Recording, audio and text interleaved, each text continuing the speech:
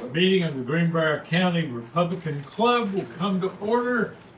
A quorum having been ascertained, we will hear an invocation from Mrs. Fuchs.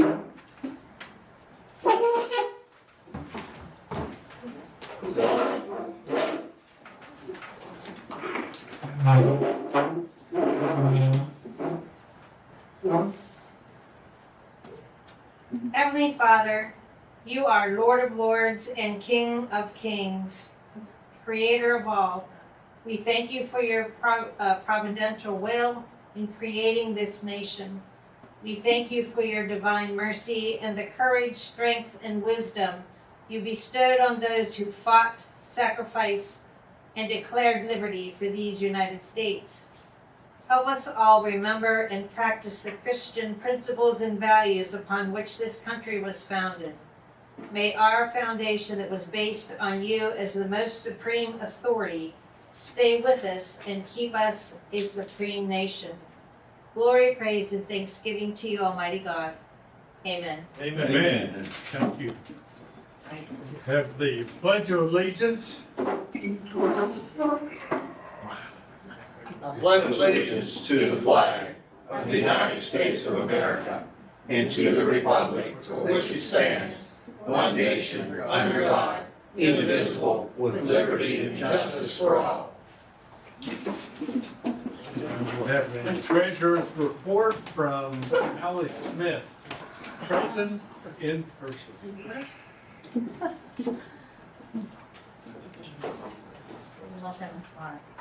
So in the scholarship fund, we have $17,225, but a check for $4,000 was just written for one of the scholarship recipients.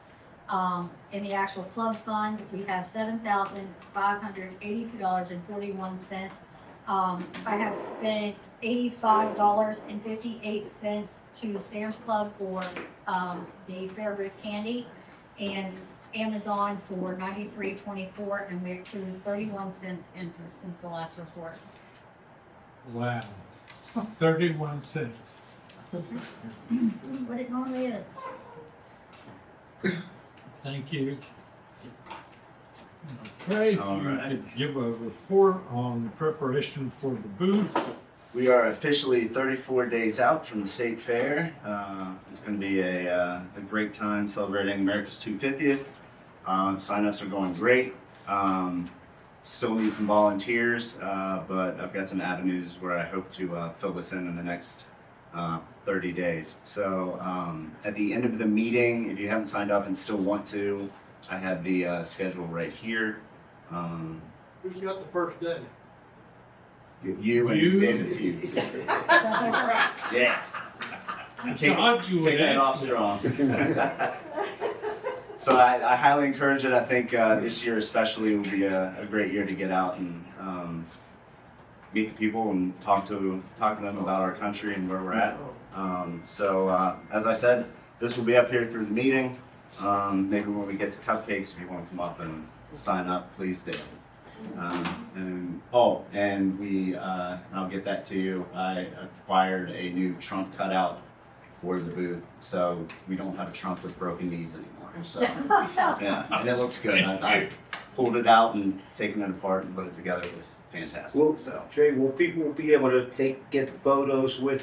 oh yes, with yeah. him? Might have to stand back a little bit because it is life size. Okay. He's quite tall. Good. Good. But this one won't be falling apart. No.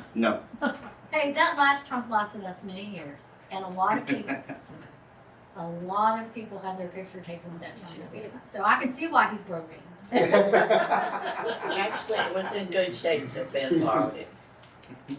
Some people even put their hand up behind his neck and talk to him. We had little kids last year come up and talk to him. Yeah. Well, too bad they don't have a recorder on him. He could talk back. Oh, that'd be neat. Yeah. We do have the poster board that we use. I talked to the people at the Beckley Arts Center, and we're going to pick them up 2 days before the fair starts. All right. Perfect. They'll loan them to us again. Trey, another question, will we display any of the candidates, you know, on pictures, whatever, that work, you know, we want, that we need to have elected in the midterms? I think we only do Yeah, current. as far as I know, it's just current It's just elected. current. Yeah. Yeah, but they're more than welcome to bring their literature, their palm cards, any of the information they have, they're more than welcome to bring it to there and we'll display it on the table. A lot of them So- pictures. A lot of Am I them- correct? It's only current, Yes. That's my only understanding. current, Yes. early elected? Okay. We can mark the ones that are running, because we got one for county commission, actually two for county commission. And Matt Ford and Lowell Rose are both running. And we've got, Ray and, Campbell. Indeed, we can put a second thing under your name that just says candidate. So people know you're running this time.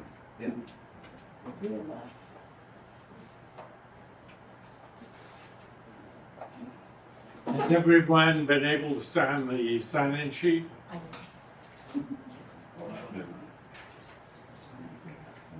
All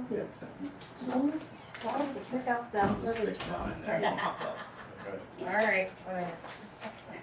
We have a number of copies of the Declaration of Independence and the Constitution here that come from various people that I get stuff from. If you'd like a copy of them, just pick them up here and you're welcome to them. They make interesting reading sometimes. We have rules for revolution. We have how to debate leftists and destroy them by Ben Shapiro. Constitution of the United States in a somewhat small font.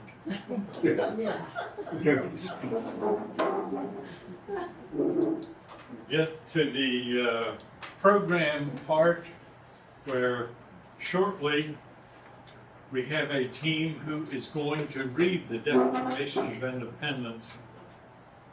One thing I thought I would talk about is the original Declaration is on one long page.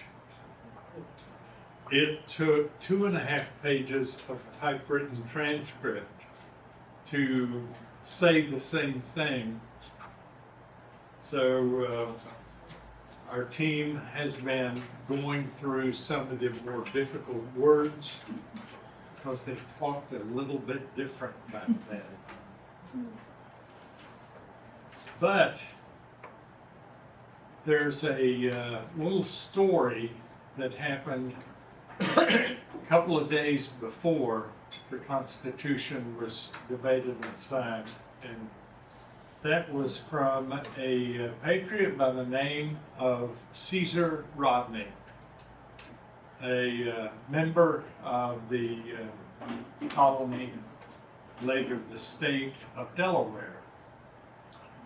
And Delaware was sending a delegation of 3 people.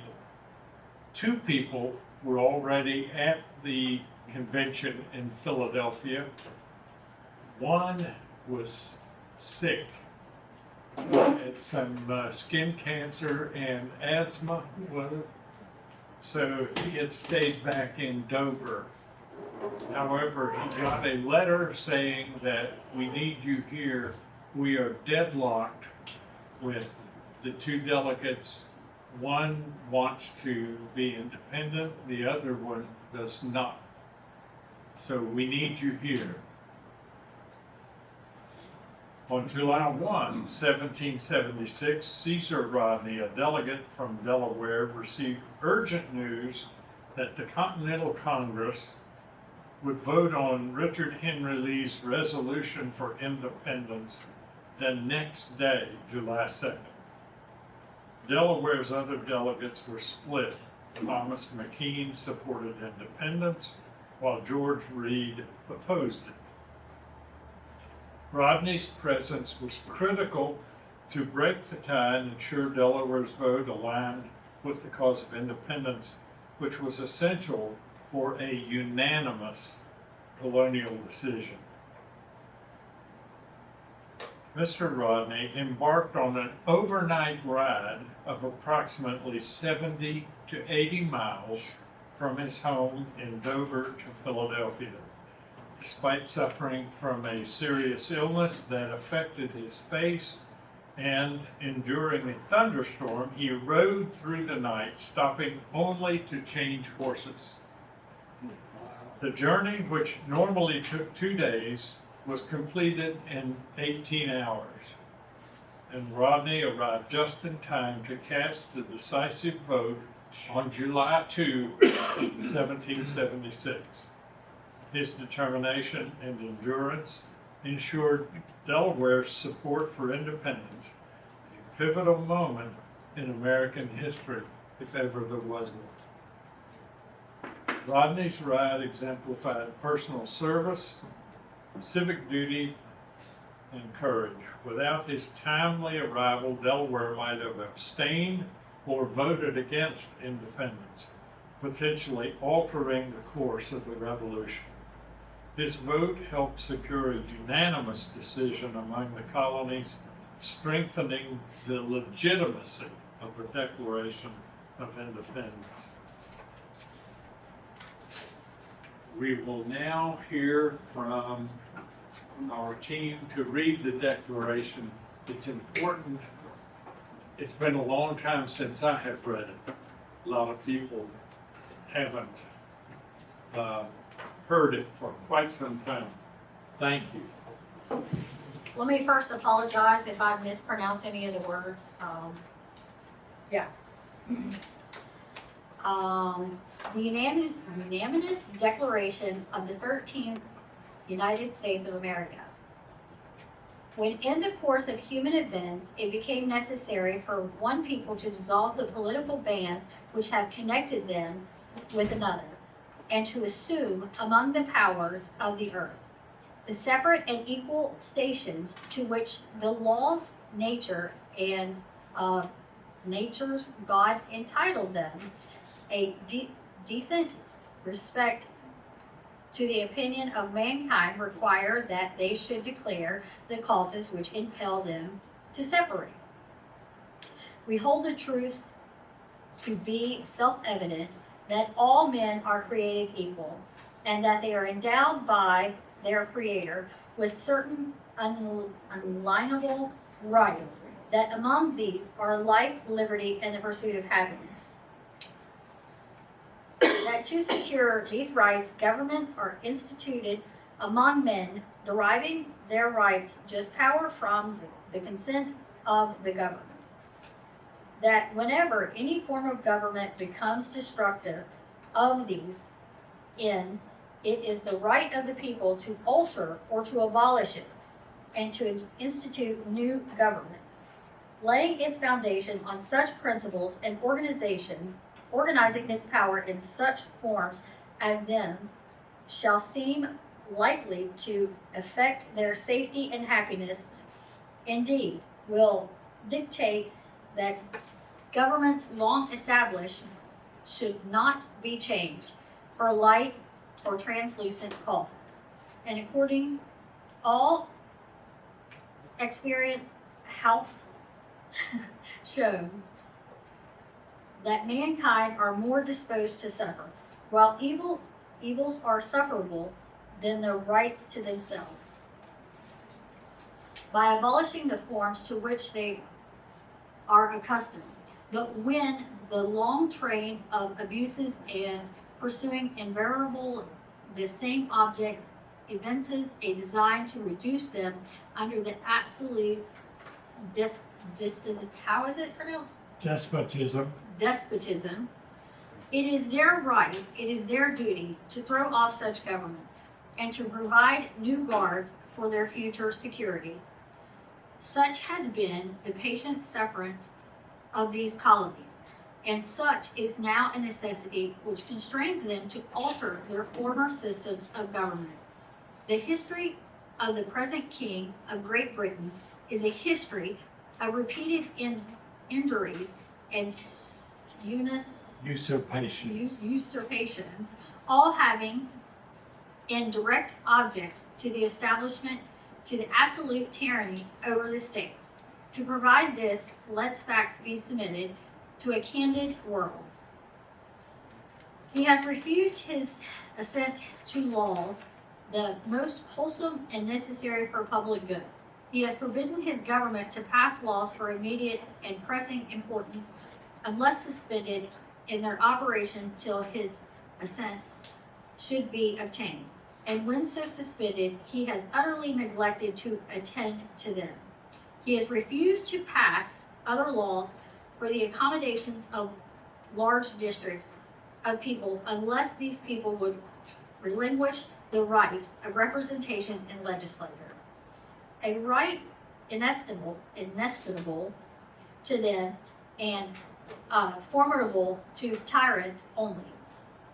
He has called together legislative bodies at a place unusual, uncomfortable, and distant from the depository of their public record, for the sole purpose of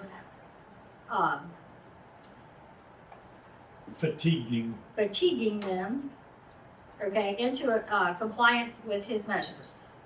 He has dissolved representative houses repeatedly for opposing what mainly firmness his invasions on rights of the people. He has refused for a long time after such dissolution to cause others to be elected, whereby the legislative powers incapable of inhalation, is that how you pronounce it? Annihilation.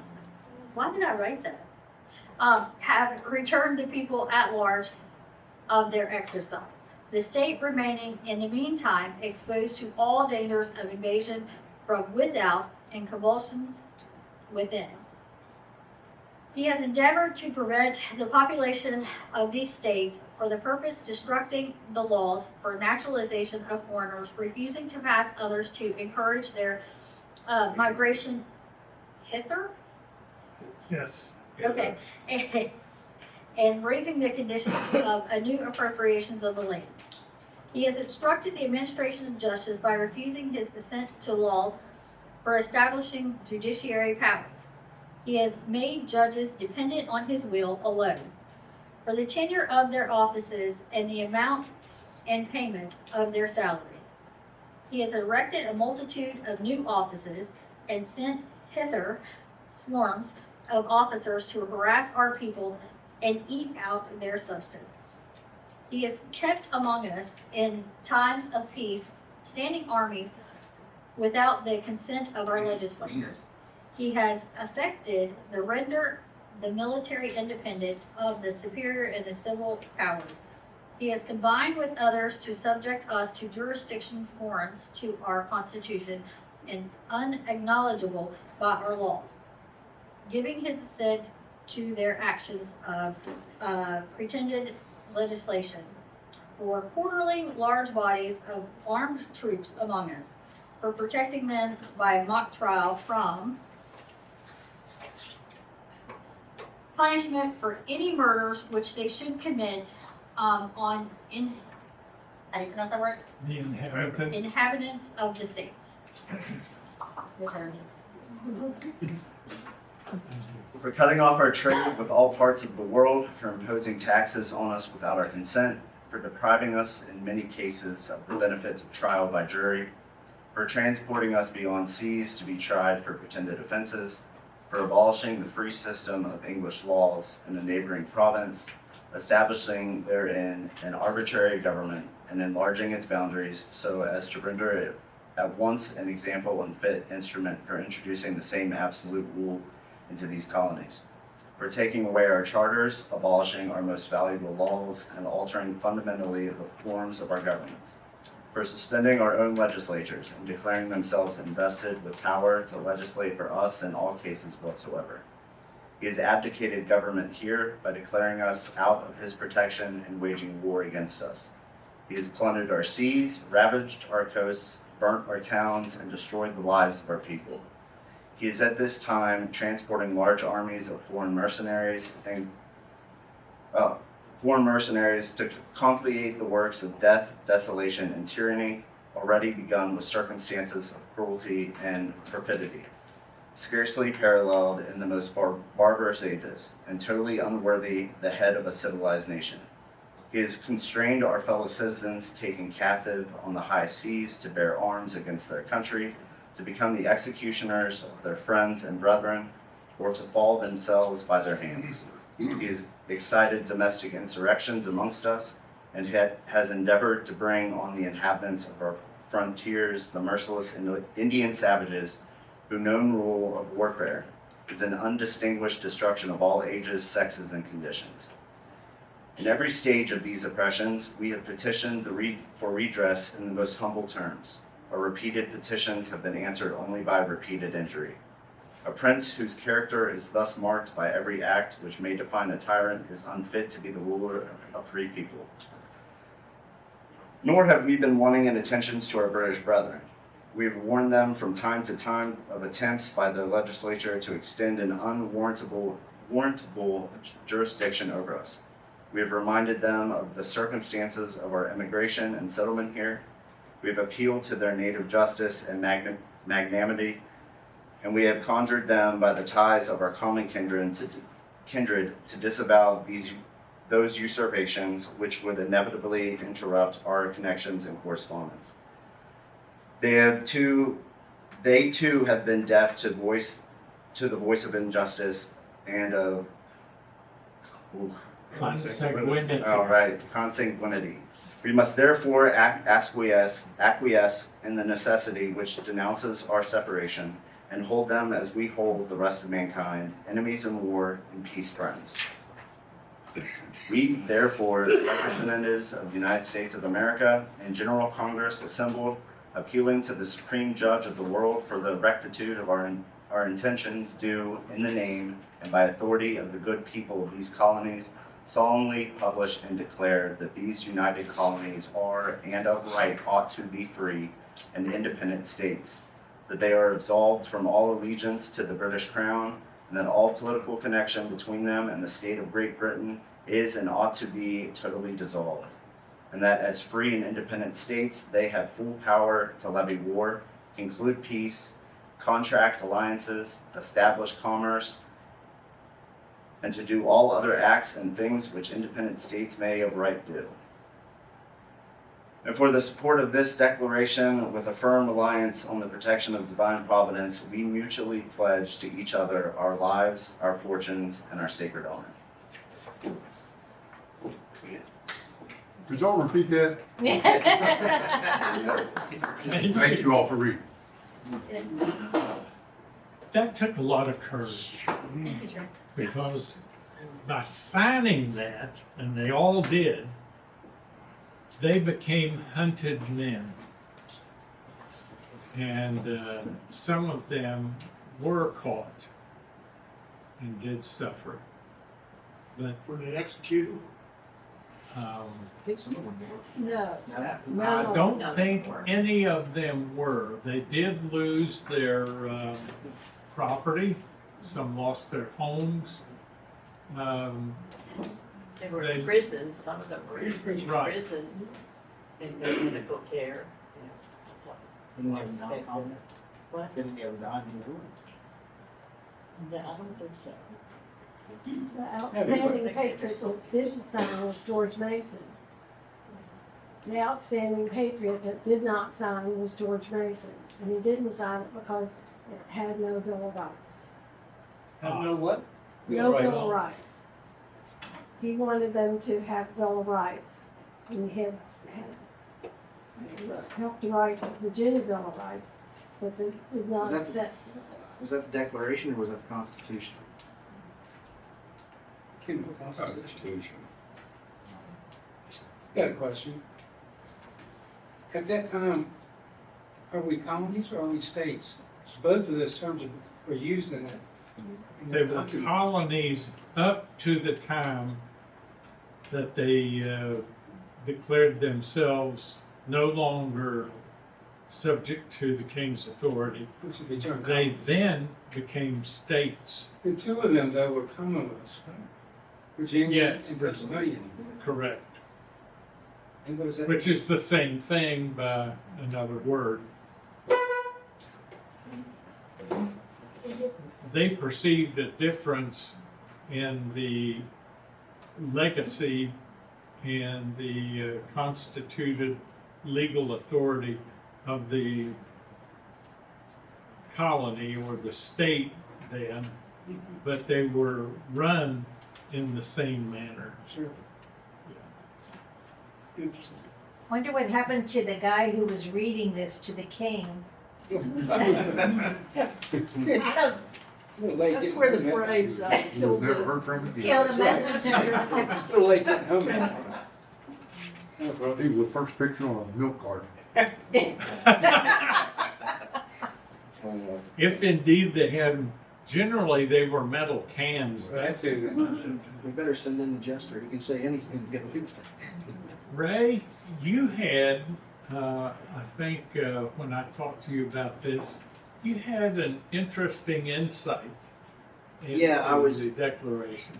Well, I was talking to you about when actually I after I talked to you about it, I thought I would look into it and read it and refresh my memory on it. But if you look at the series of grievances, number 7 in the series of grievances has to do with two things: immigration, and also essentially what was then called the Royal Proclamation of 1763, and the Treaty of Fort Stanley. And basically what happened with, and actually if you look at the chronology, if you look at all the grievances in that list, there's a lot of them are fairly recent, and this is among the older grievances. So I think this is, you can consider this as one of the grievances that possibly kicked off the whole movement toward revolution. And basically the Royal Proclamation of 1763 worked like this. They had concluded the French and Indian War, which was the North American extension of the 7 Years' War. France lost, and so they had lost to England and Spain, and France ceded North American territory to Spain and England. They gave everything west of the Mississippi to Spain. They gave everything between the Mississippi and the colonies to Great Britain, and everything into Quebec up to what was called St. Rupert's Land. It was basically the region around the Hudson Bay that already belonged to the English. And once the English acquired the control of that territory, they ran into some issues with, shall we say, restless natives who were very unhappy with the fact that the French had lost, because the natives were basically trading with the French and they were concerned that the English were settlers. So in order to appease the Indians, and among the problems they had with the Indians was something called Pontiac's Rebellion up in the area of Michigan. This actually, I found out as I looked into it, the Royal Proclamation of 1863 was signed on October the 7th, and Pontiac's Rebellion actually started a little after that, but it expedited the act of the Parliament to implement this. And basically what the Royal Proclamation of 1763 did was it established a line that blocked western expansion of the colonies, and basically originally marked it down what we would call the Eastern Continental Divide that came down the Alleghenies. So basically the eastern panhandle of West Virginia was east of it, but the rest of West Virginia was west of it in Indian Territory. This immediately caused a problem among the people who had fought with the militia in that war, because many of them had been promised land west of the Alleghenies as compensation for their service, which that obligation couldn't have been honored, and it also, as I'll explain in a minute, caused a shockwave really throughout the whole economic structure of the colonies.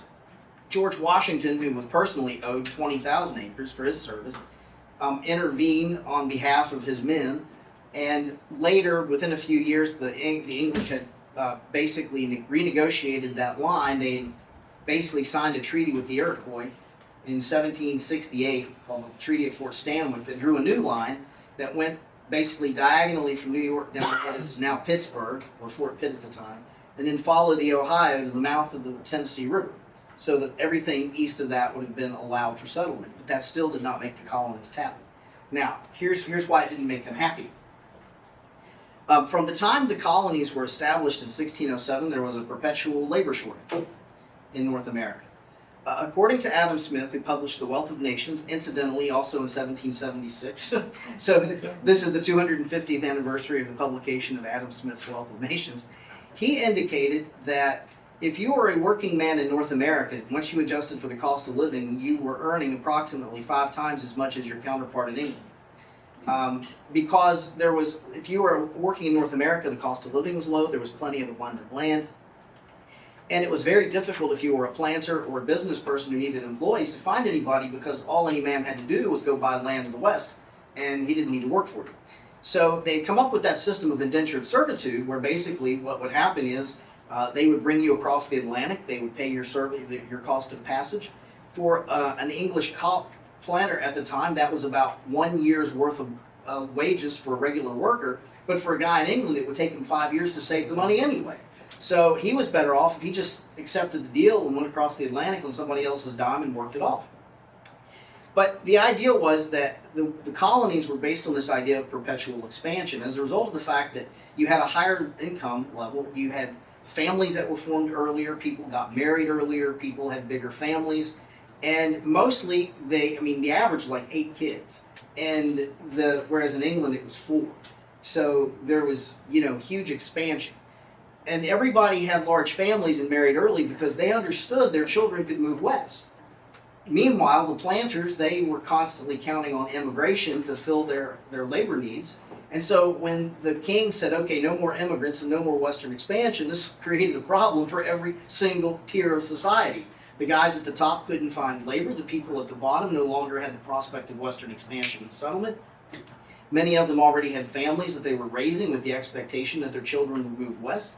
And it caused a massive upheaval. It was basically because, the North American colonies had already developed a very egalitarian social model as a result of what I guess you could call upward mobility, which didn't exist in Europe at all. And that was basically just taking a wrecking ball to the whole thing. And I think that of all the grievances that are in that list, that particular one was probably the one that absolutely put the powder in the keg, so to speak. So.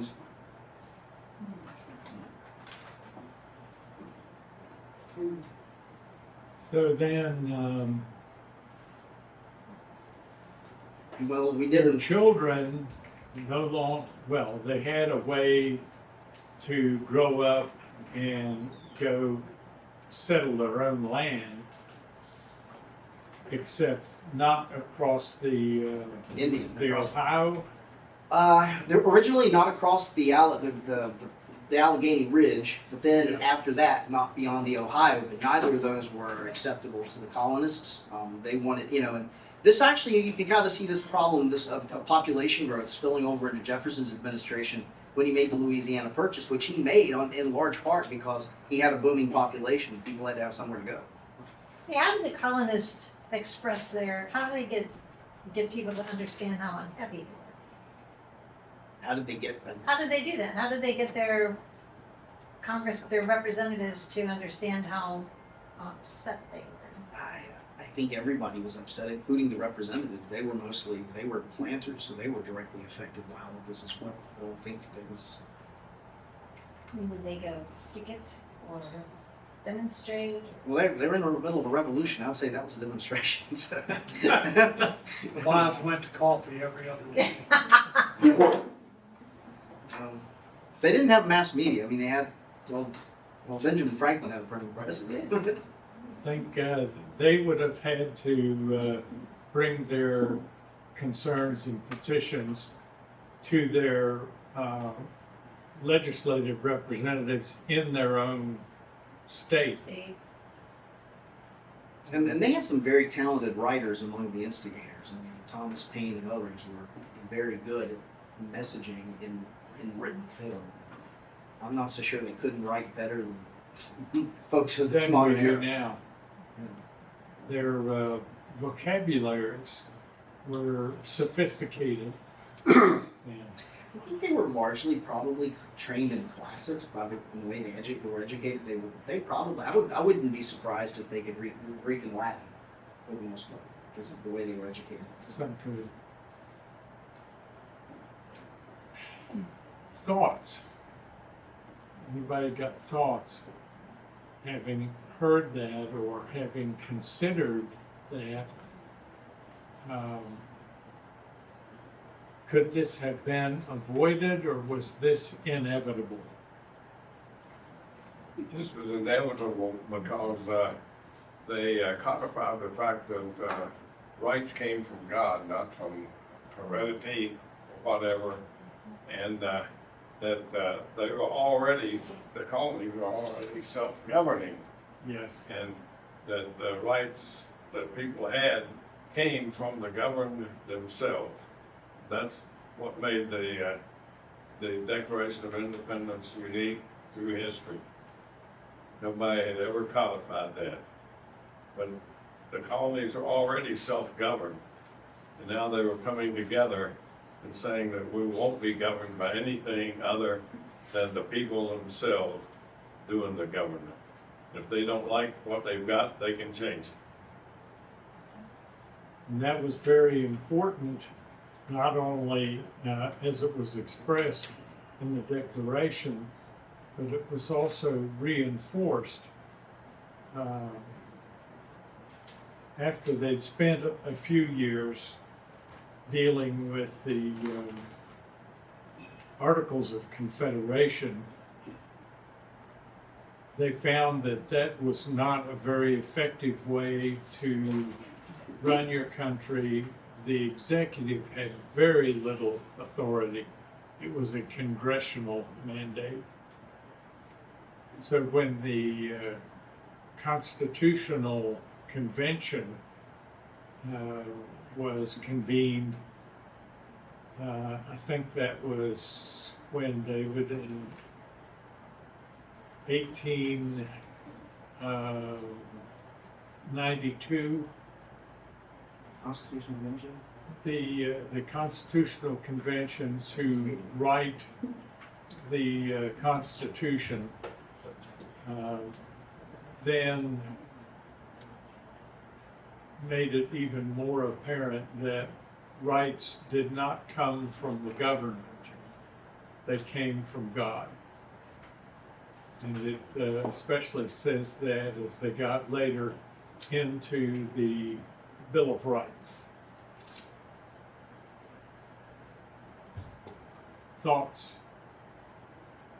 When did we lose our way? Turned out very well.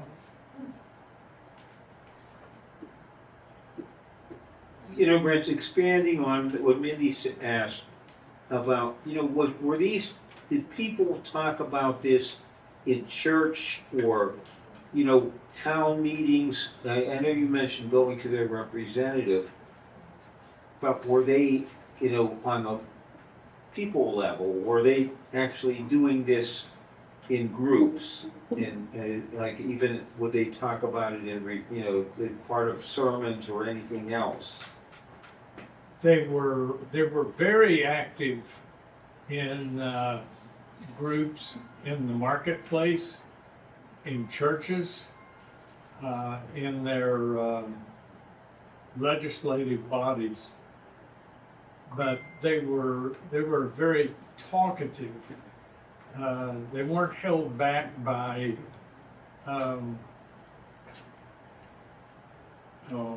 what's the word? They weren't shy. Yeah. Because the person who didn't express his own views or his own concerns basically became irrelevant. And the way a lot of people are now,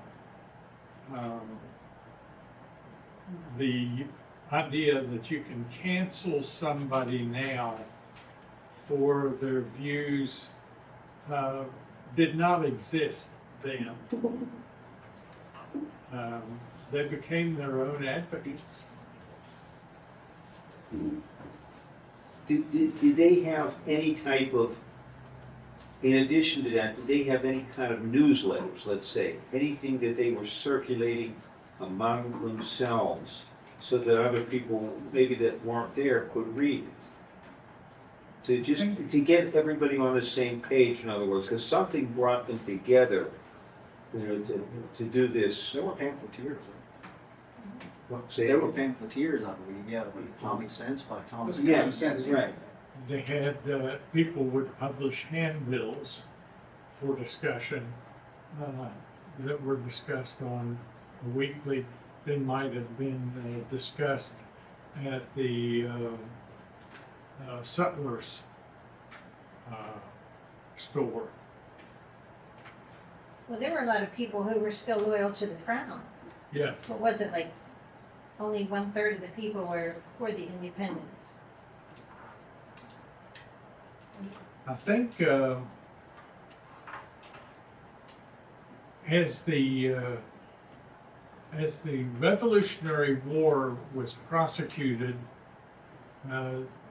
the English were pretty successful in the Northeast for the first 2 years of the war. They later, because they controlled New York, Pennsylvania, up to New Jersey and Massachusetts, but there were a lot of people. They were essentially losing ground because the English did not have a way to sustain and provision their garrisons. The very first fort they lost to the rebels was Fort Ticonderoga in upstate New York. And from there, Washington was able to have the cannon delivered from Fort Ticonderoga down to the troops besieging Boston. And once they found those cannon were in place, it basically made the city of Boston untenable. So they had to abandon Boston. And British abandoned Boston. British. Gradually, their emphasis and their prosecution of the war turned to the South, which had up to that point been pretty much left alone. They were the settlers, and the states were by themselves. They were supplying things to the Northern Army. So the British took basically possession of South Carolina. And there were some historic battles there and in North Carolina. So the topography was basically against them, against the British. Did Cornwallis surrender in 1782? Was that when 81, I they, believe. 81? Yes. So then you had 7 years of sort of jumbled governance before you got to 1789 and Philadelphia writing stuff. Constitution. Once you had Cornwallis was campaigning in South Carolina, and he eventually saw that the campaign was not going to be successful. He needed to find a way to get back to the middle colonies of Pennsylvania. They had Battle of Kings Mountain in North Carolina, where they were defeated. So he took his troops up through Virginia, but was not able to progress further. So he basically pulled up in Yorktown. Right. And And the French finally showed up. with an armada. That was a great development in the middle of the war, because this war became a side campaign in a general war in Europe again. So the French fleet was able to Blockade. get to America and blockade Yorktown ahead of the British fleet. So at this point, the British discovered that this war had become much more expensive than they thought it would become. Yorktown was basically the last battle on North American soil, and when they I happen to know this for an odd reason. Do you know where that last battle was actually fought? no, where? India. It took India. It took 7 months for the word of Cornwallis's surrender to get to India. And then we're still fighting it, you know, the French and English fighting it out. Yeah, they were. The French wanted to have some land and concessions in India, but eventually they got thrown out by troops from the British East India Company. From 1781 until the representatives for peace negotiations met in Paris, the Treaty of Paris to end the war was not signed for 2 more years in 1783. And the amazing part of that is not only did the United States gain its own independence and its 13 states, but Britain basically gave up all of their Midwest, meaning Ohio, concessions and property at Fort Pitt.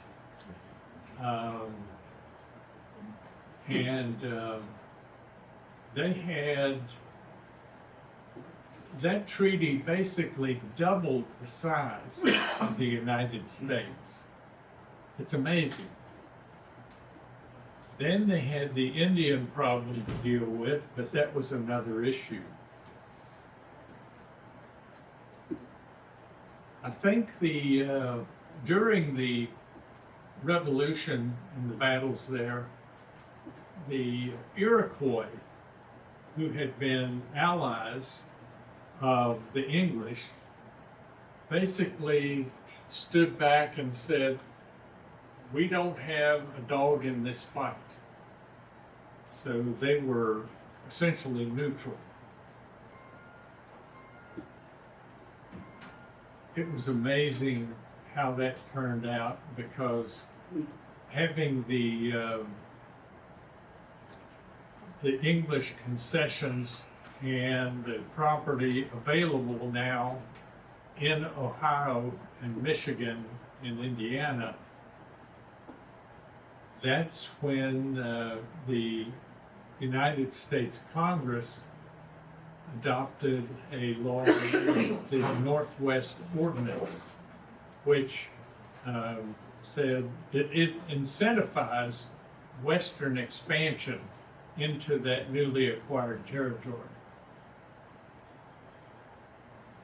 It's amazing the transformation that happened so quickly after that war. So, you know, you were making a point about the lack of labor, and the South had a slight advantage since they had very cheap, abundant labor. And much wealth was transferred to the South during the Revolutionary War, because the Southern plantations were providing both to Americans and British armies. There's in business, I guess. Contracts are contracts. That just sounds cynical to me. That's true, though. In the last couple of days, I've been reading and rereading a commentary by Ned Ryan in the American Leviathan. And I'd like to read you a couple of paragraphs. In the last paragraph, think about how it applies to what's going on in this country today. The Declaration articulated a radically different understanding of political legitimacy. The old world organized society around hierarchy, inherited authority, and centralized control.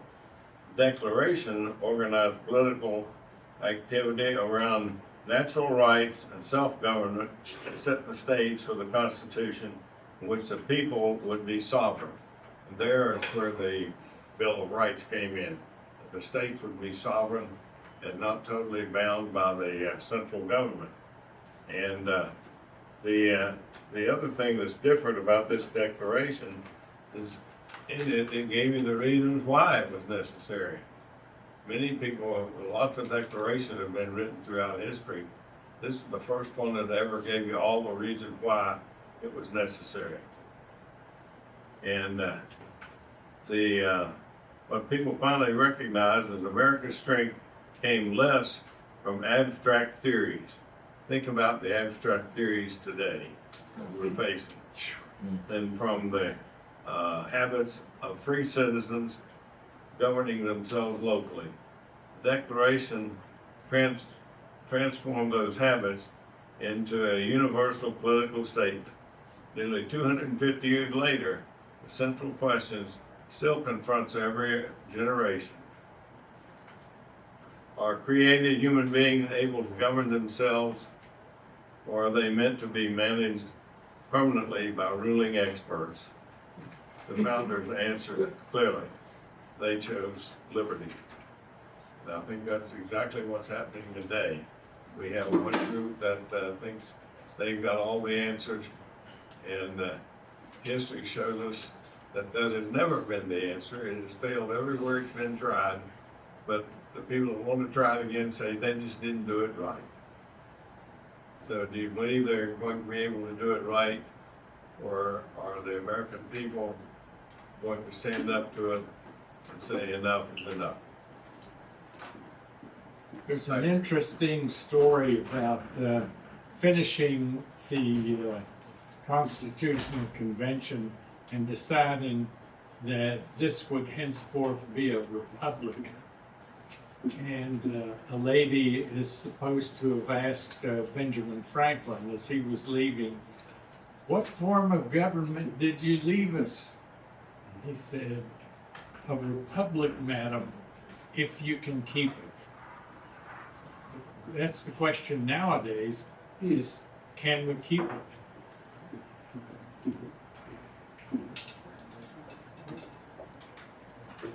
You know, this is a little bit off the point, but, you know, one of the most amazing things about this revolution was even the colonists, where the financing came from whom.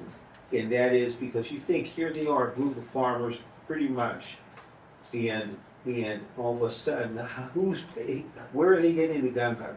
Where are they getting the supplies, the munitions to take care of the troops? So that amazes me. And I know we end up borrowing money, but on the other hand, just trying to get it, and George Washington fighting to get it, going to Congress, etc., to get it. All the neighbors had the ability to make the powder, To do what? make the powder, Yeah. and they could make the bullets. Okay. And we had a flip problem every once in a while. Yeah. But they generated their own firepower. And in Boston, Sam Adams and stuff, I think they actually raided one of the British's powder storage places. Yeah. And stole all their gunpowder. Yeah. So they got it from the British. Yes. Yeah. But it was difficult. There was a lot of overseas trade that had been going on prior to the Declaration of Independence. All of a sudden, now those traders who were going to Asia, Europe, Mediterranean, they no longer had the protection of the Royal Navy. So how did that work out?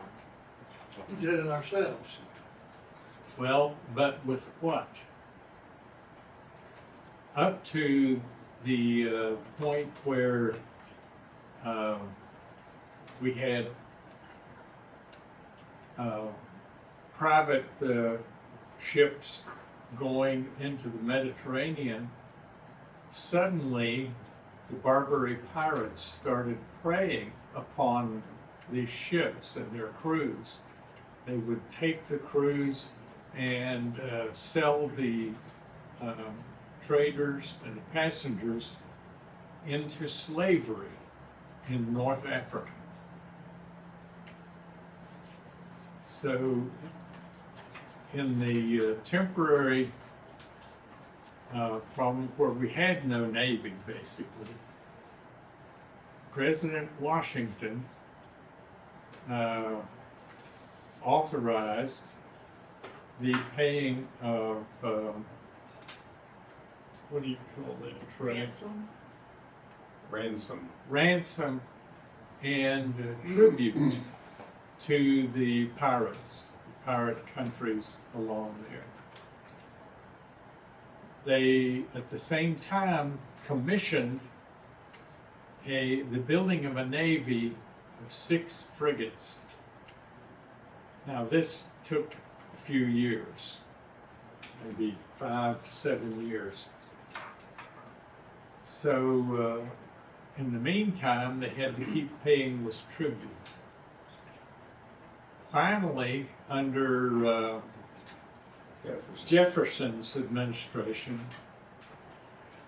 the builders delivered these 6 frigates.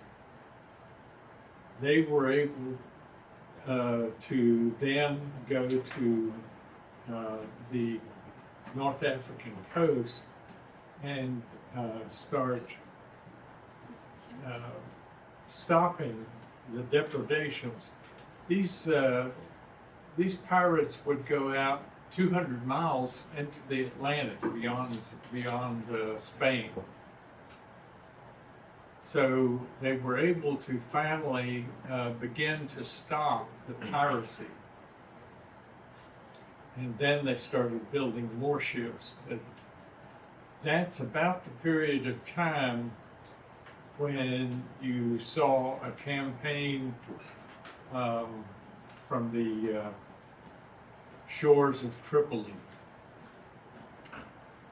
And finally, they had to commission other warships.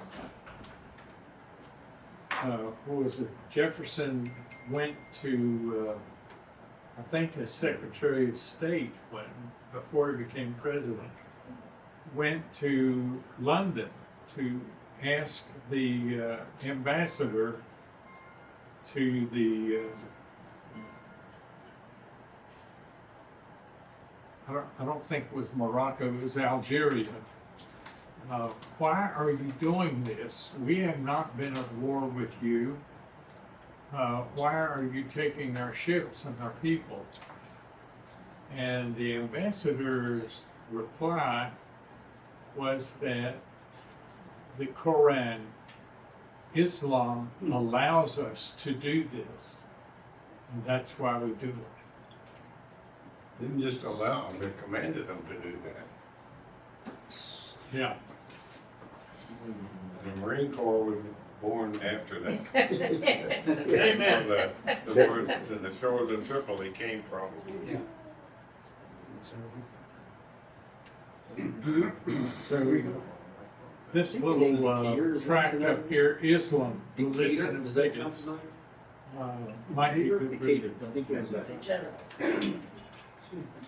One other thing I think people should be aware of, if you haven't signed up to work in the booth at the fair, this may be the last year of it. Because you want to tell them what has transpired, Ellie, Okay, so it seems that Kelly Collins has received a letter from another Republican group here in Greenbrier County that states that we are not really a Republican group. We're not the strong arm, and I use that word, strong arm Republicans in Greenbrier County. So we are only a political action committee. So he has requested that the fair kick us out of the booth and that the executive committee take over that booth. So I have, in a fit of rage, for those who got the phone calls, I'm really sorry, have decided that I will be presenting to the committee that all partisan groups be removed from the West Virginia building next year. That should be prefaced with the fact that it was brought up in the executive committee of the State Fair Board this year to do away with political committees being in the state fairground. The They West want it to Virginia, be a joyful time and no conflict. And part of that is people from the Democrat booth claim that people have threatened them there last year. They felt safe being in their booth. So there was a real question as to whether they would want to do away with them this year or not. But it appears they're probably going to do away with them completely next year. And only state organizations correct, will only be in the state agencies. in that building next year. Yeah, I spoke with Kelly as well today. She declined to give a copy of what. I told you that already, didn't I? Do what? I told you that already. I knew that was what happened. So she doesn't want it, and I mean, I honestly don't think the state fair should be in the middle of it. But unfortunately, it happened and it's done, it's over with, so now we move on. So, if this is always gonna be, I'll come and address the committee, and if I have to take further action, I will. So, Doug, how do we eliminate Ken Anderson in the Republican leadership? you have to turn that camera on first. Bad judgment. I don't think we have to turn the camera on. Joking, Thomas. It's a joke. I'm joking. I'm joking, Frank. Evidently been told Kelly that the elected officials in the county were behind having the executive committee take over that booth. We've been there 15 years, and the precedent is that they notify you early March, and you have until the middle of March to renew your contract with them. We've been doing that for 15 years, so I think there'll be a real fight, but I suspect that the board and Kelly are going to just say no more political activity at the I agree. state fair. That was what she told me last summer. They would like for it to be a time of enjoyment and joy for people to come to the fair, enjoy the things of the fair, and not have any political activity there. So this may be the last year of it. Do you mind if I go down and talk to my cousin about it? I mean, you can do what you want, but I mean, what's done is done. I mean, and I just really dislike Cowtown Ben Anderson.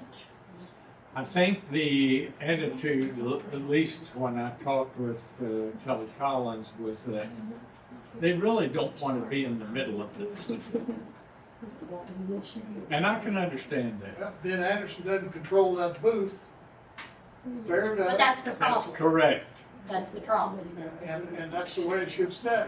And the fair, you say, no political, no Democrats. I know But the that. Democrats, evidently the Democrats want to get out of it because they feel threatened having their booth there. That's all. Interesting American flag, they felt threatened. That'd be a good solution to the whole thing. Keep out all political activity on the West Virginia. Well, I know the governor's taken up 2 spots this year, so maybe Warner's office or one of them can take a double and just come on over and take ours. maybe the ag commissioner can take ours. Gotcha. That thought had not occurred to you, had it? Do an assistant agriculture booth. Gotcha. Being no further discussion, are there any other comments from officers? Can I please eat cupcakes? Well, I guess. I think I texted everybody about saying I want cupcakes. Hey, Alan. We brought our welcome to They're, Having Cupcakes. There are organization.